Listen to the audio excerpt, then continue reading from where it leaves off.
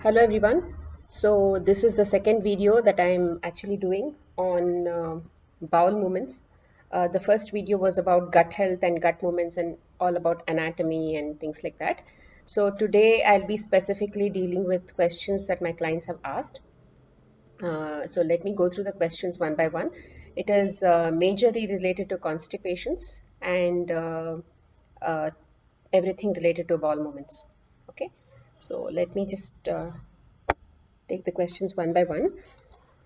How often should I move my bowels? And what about going in installments? So, typically, when the food goes inside the body and the fiber usually swells up. So, ideally, if you're eating two meals a day, you should at least be going two times a day. And in my case, I eat fruits in the morning and then I have dinner in the night. In between, I'm usually on fluids. So I have enough time between the solids. So I tend to go two times in a day. And what I can also see that it is largely affected by the um, not just the fiber, it is also affected by the fluids that I intake. So to answer the question, how often should I move my bowels? At least two times. If you're having at least the number of times that you're eating solids, um, the research says that 3 to 5 times is what the bowels actually work on its own to eliminate what do you say, the bowels. So the feces. So it is okay to go 3 to 5 times also, but as long as you are not what do you say, having discomforts while going, as long as you feel that you have actually gone but you feel that there is still something inside, so those are the signs that actually that you'll have to stop and then rethink about your lifestyle. So when it comes to installments, many times I've seen this in children. So many times the mothers have actually complained to me that their children don't sit for a longer time in the potty.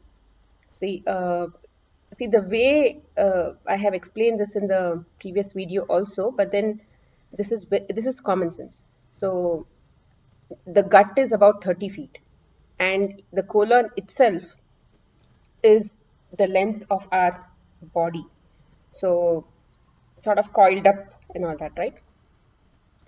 If the bowels have to go down and you are passing bowel movements regularly, what typically happens is there are gaps that are created in between, which means if there is, let's say, if the bowels are this long, just hypothetically, there could be feces here, there could be feces here, there could be probably feces here. So there is a gap in between.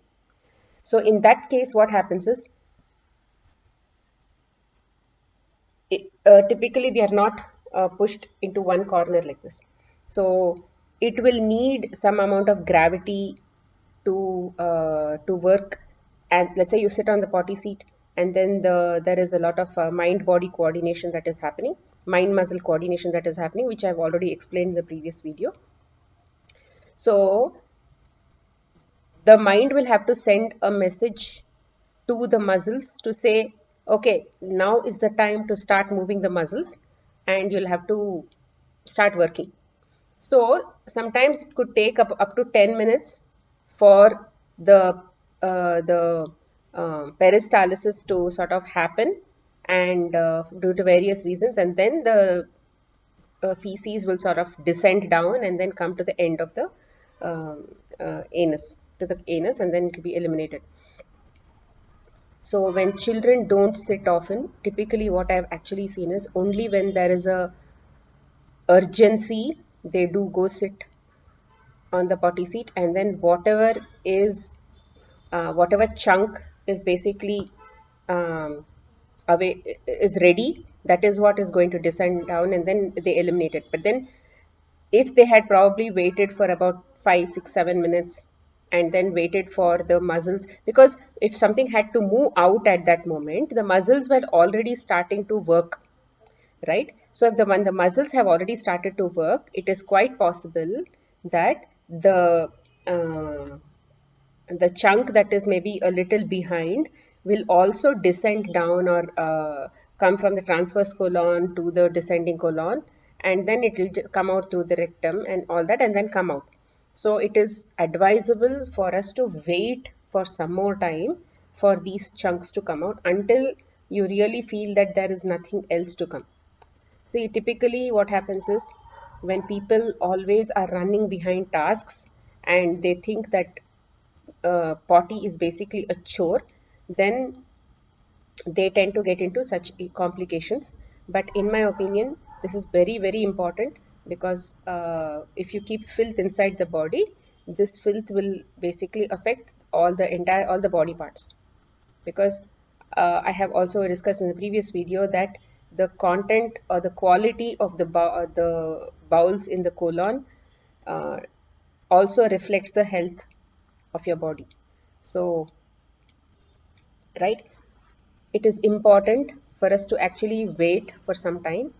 See, sometimes when you go sit, you may actually not feel the urge. You know that you want to go, but then there is nothing is really coming out. So then you can start a pushing action, not really like a not really with a lot of stress or something. Just start the pushing action. This will sort of initiate the abdominal contractions, and then further the colonic contractions and all those things. And then they will eventually initiate the process of bowel release. So either the mind has to initiate it, or you'll have to give a slight push and then start to initiate the process of these muscular movements. So ultimately, it in either case you may have to wait for some time if there is no urgency. But in my opinion, it is always best to start your day to by eliminating, or just go and then sit in the potty and then start working on things, right?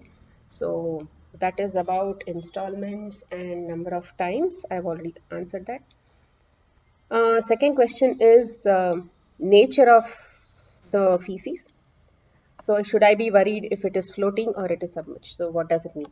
So it depends on what kind of food you have eaten also.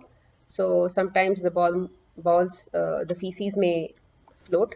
Sometimes this in the same batch, some may submerge. So I wouldn't be too worried about it as long as they look like pellets. Anything that is floating is usually dehydrated. So sometimes things that have not passed from the previous day might have got dehydrated, or might have got devoid of some amount of liquids before it came out today, or from the past, right? So it's okay as long as predominantly you have um, balls that are sort of sinking. It is, in my opinion, okay. I wouldn't be too worried unless you're passing pellets, or you're not passing on a daily basis. It is very, very important that you pass on a daily basis. If you're skipping, I will come to details about why constipation actually happens and all that. Yeah. The third question is, what general steps should I take? I think I'll cover this in the last. How much fiber should I have in my diet? How much should I add at a time? Is it the fluids or the fiber? So, um, fiber such as raw fruits and raw vegetables are extremely important for things to pass down. See, if you take generally the food we eat, if you're eating sticky foods, and if over time they get dried up, and if you don't put enough moisture to it, enough hydration to it, what happens to that food? Have you observed that? If you've observed, after a chewing action, or let's say they are all mashed up, let's say you mash it up in the mixie or something like that, and then you just leave it up as it is, and what happens to the nature of the food? Does it become sticky? Does it stick to the mixie? Does it stick to the container? What is the nature of that food? If the nature of food doesn't change inside the body or outside the body, so you'll have to understand that if your food doesn't smooth, doesn't is not having the nature to just flush down with water, but it needs enough push. It is starchy, it is sticky. Then you have to add something to it to make it more, what do you say, less sticky.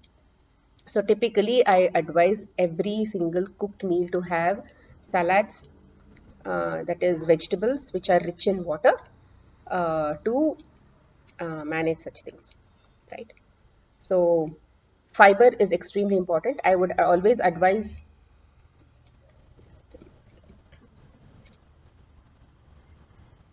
yeah, I would always advise people to start their day with fruits. Anytime you can start it in the afternoon also, but I would advise you to start your day with fruits always, first in, first out. The first thing that has to go in is fruits. How does fluids help? So let's say you are suffering from chronic constipation and things are like, um, blocked down there, and things are not coming out, and then would I advise fruits at that time? No, I wouldn't advise, definitely wouldn't advise fruits, because the road is already clogged up, the path is already clogged up. So what will the fruits do there, right? It will just get clogged up again in the, it is like a traffic jam. So how do you clear the traffic jam? The first thing that you'll have to do is you'll have to, so let's say this is the pipe, this is the intestine, and then the entire thing is there's a jam, right? So what should I do? I should be able to do something to get into, to get through this and then make sure that it is passing out, which we cannot, because this is the input and this is the output. So we really cannot make anything come like this and then go out. The only thing that we can do is maybe liquids. So typically colon does not have the capability to hold liquids, because they absorb it and then they absorb it inside the body. So that is not possible. So the other way is enema. Enema I wouldn't advise when you have constipations, because um, you may dirty the kit. So the very first thing that I would advise anybody to do is start their fluids. So go on a liquid diet, for at least few days, maybe 1, 2, 3 days, depending on the nature of the constipation. So what exactly happens at the time is, so this is the pipe, right? So they are, each of these walls are also attached to the lymphatic channel and the blood channel both. So the lymphatic channel and the blood channel, when your liquids in the body is sort of high, when the hydration starts increasing, every cell in the body starts hydrating, or getting more hydrated. So when they are getting hydrated, they become more wet. So the surface area, which is also made up of cells, also becomes wet. So what happens? They start releasing, right? They start releasing the bowels, and you can also observe that, they could also possibly, what do you say, send in more liquids down. The cells actually start getting a lot more hydrated. So at that time, they will also start working nicely, because there's a lot of, what do you say, mm, what is it called?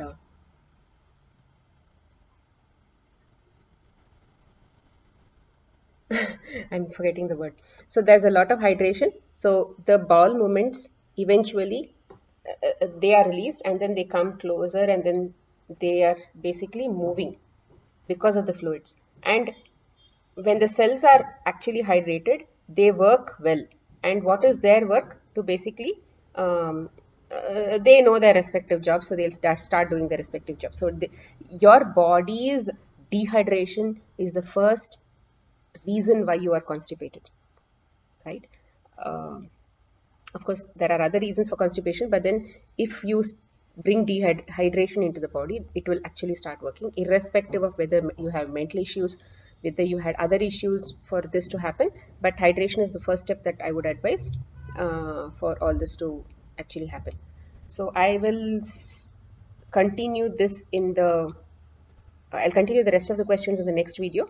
I just want to keep it 15 minutes, just so that we can, uh, not so that we can keep the video a little more interesting and not boring, right? Okay, thank you for listening.